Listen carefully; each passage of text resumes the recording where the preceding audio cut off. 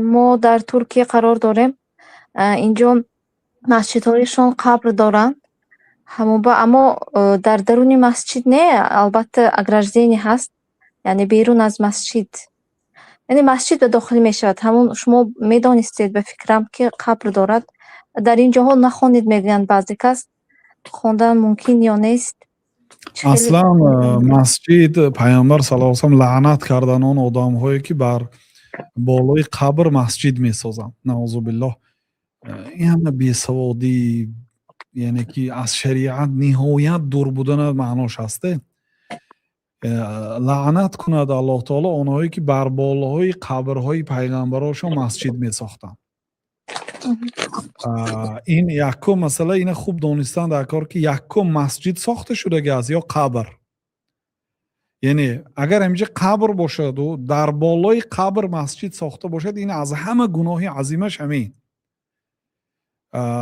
دویومش قبر همینجا هست، من نشان میتیم ببینید همینجا قبر هست، مثلا بر بالای همین قبر مسجد میسازد، در بالای همین قبر مردم نماز میخونند. این از همه حرامترینش همین است. درست نیست این کار. دویوم نوع حرامترینش قبر در طرف قبله هست، در همین در داخل خانه. یعنی مسجد در بالای قبر نیست، مسجد در خاک تازه هست. لیکن قبر در طرف قبلی مسجد است و قبر دیده نماز میخواند. این هم حرام است. یا اینکه تیریزه دارد مسجد، قبرهای دیده نماز خوانده میشد، این حرام است. اگر پر دیوال باشد بعد در طرف قبله مسجد قبر باشد، این هم خوب نیست لیکن نماز اینا نماز است. دویوم، بعد این دویومش. سیومش قبر در طرف راستی مسجد است و وقتی نماز میخونید سلام علیکم رحمت الله میگوید، قبر میبینید، یا نماز میخونید قبر میبینید. یعنی در طرف راستتون تیریزه های قبر هست در طرف راستی مسجد. این هم ممنوع هست. این سیوم درجه. یعنی من از همه از گنده هاش فهمان شدم. بعد دستی چپ مسجد تیریزه دارد، قبر دارد، نادرست. بعد یک نمودی مسجد ها هست که در پشتی سرتان قبر است. یعنی مسجد به قبله نگاه کردگی هست، وقتی که از در بر آمدید بعد در روی حولی قبر است. یعنی در این صورت نمازتون درست است، لیکن این کار نادرست است. و برای چی به قبر و به مسجد آورده قبر کردی؟ اگر مسجد اول بنیاد شدگی باشد، قبر باید کنده بیرون برده به قطار مسلمان ها دفن کرده شود. اگر اول قبر باشد، مسجد خراب کرده شود. برای چی آخه در بالای قبر مسجد ساختی ممکن نیست اصلا؟ بله، پیغمبر صلی الله علیه و سلم وقتی مسجدشون ساختن، زمینی کلام بود، در بعض قسمتاش قبرهای مشرکای زمان پیش بود. امر کردن که همون قبرها کافته شود و استخوان‌هاش به یک متا جمع کرده شود. تمام استخوان‌هاش جمع کردن، بردن به قبرستان دفن کردن. این یکمش این که قبر مشرک ها بود، قبر مسلمان ها نبود. دویمش این که در یک ناحیه‌اش بود. تمامی این مسجدی پیامبر صلی الله علیه و سلم جاش قبرستان نبود، خرمزار بود. خرماهای خشک شدگی داشت. بعضی زمین‌های خریب داشت. خریبش یعنی هیچی نیست، خار و زار و میخیل. یک قسمتش قبر بود، همش تازه کردن. قبرهاش هم قبری مسلمان باشد ممکن نه کوچاندن. قبر کوچانده اینجا مسجد میسازیم گفتم ممکن نه. قبر باید در جاش می ایستد. لیکن اینجا اصلا زمینی تازه بود، مسجد ساخته شد. بعد یک آدم که این مسجد فلانی دوملا اینقدر سال این مسجد به خدمت کرد، بعضی آدم‌ها خدمت‌های خرسانه میکنن.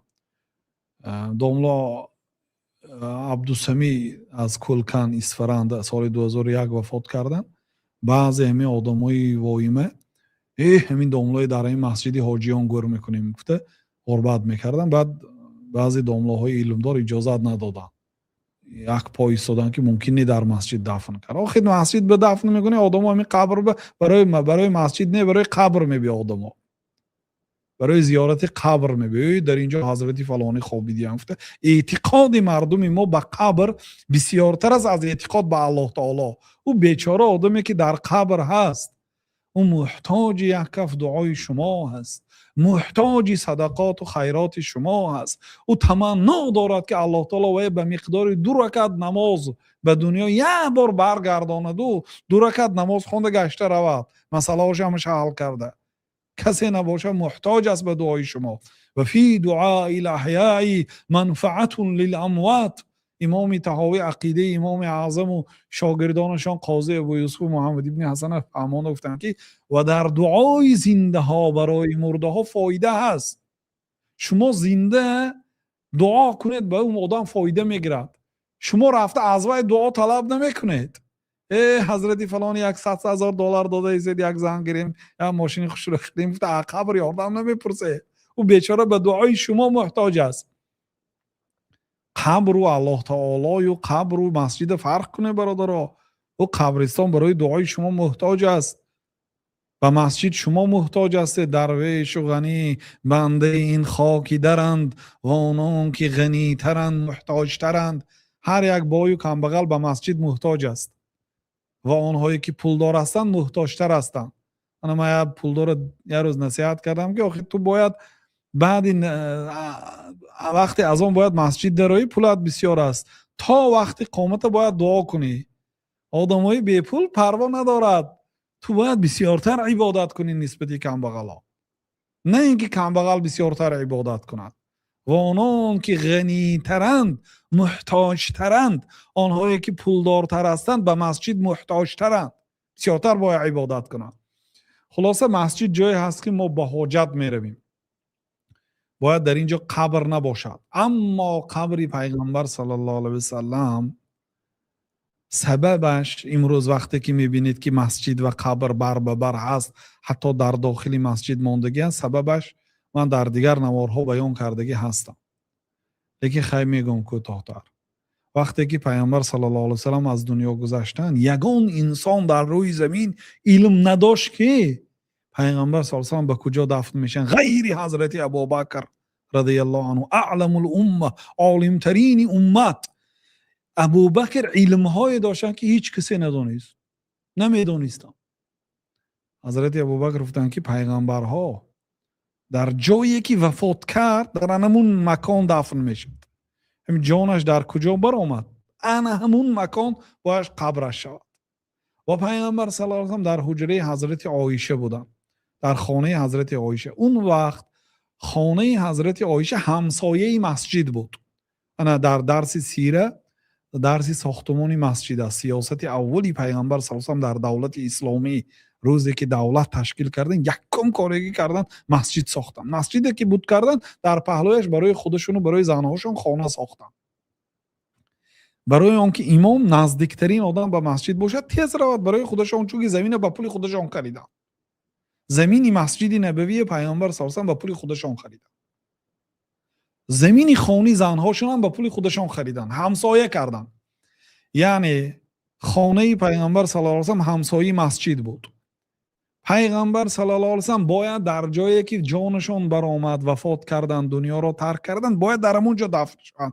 طبق دستور الله تعالی، طبق شریعت پیغمبر صلی الله علیه و سلم در کجا وفات کنن باید همونجا دفن شوند. در خانهشون وفات کردن، خانه حضرت عایشه همسرشون، همونجا دفن شدن. برای همین امروز که مسجد وسیع شد، دین مقدس اسلام پر قوت شد، همون خانه عاقبت رفته رفته در داخل مسجد باقی ماند، لیکن 3 دیوال است. 3 دیوال که احاطه کرده گرفتگی است. از یکم دیوال می‌دراید، بعد مابین جای خالی است، با دیوال هست، با جای خالی است، بعد حجره عایشه هست، بعد در داخل حجره عایشه دارید قبر پیغمبر صلی الله علیه و سلم است. یعنی که در مسجد نیست، در بالای قبر پیغمبر صلی الله علیه و نماز خوانده نمیشد. او گنبزی سبز در بالای حجره حضرت عایشه و حجره 9 زناشون قرار داره، جای کلان است اونجا. در نظر یا معیده می نمود و یعنی قبری گنبزدار گفته نمیشد. یعنی تاریخی خانه پیغمبر صلی الله علیه و سلم دانید. یعنی خیلی که پیغمبر صلی الله علیه و سلم آورده در پیش منبرشان یا در پیش محرابشان دفن نکردن در مسجدشان، дар хонашон дафн карданд. барои ҳамин агар масҷиде бинед, масалан масҷидои нав ҳаст тарафҳои анаи белюгдузию бо чӣ буд он тарафҳои башакшаҳиру қаишаҳиру тарафҳои Европа тарафаш масҷидои нав аз ин фотеҳ ҳамаш қабр дорад. яъне минтақаҳои кӯҳна, одамҳои кӯҳна зиндагӣ кардаго қабр дорад. ҳамунам нигоҳ кунед он дар читон набошад, дар зери қадаматон қабр набошад, дар тарафи қиблатон набошад. намозатон дуруст аст иншоаллоҳ. аллоҳу таъала аълам.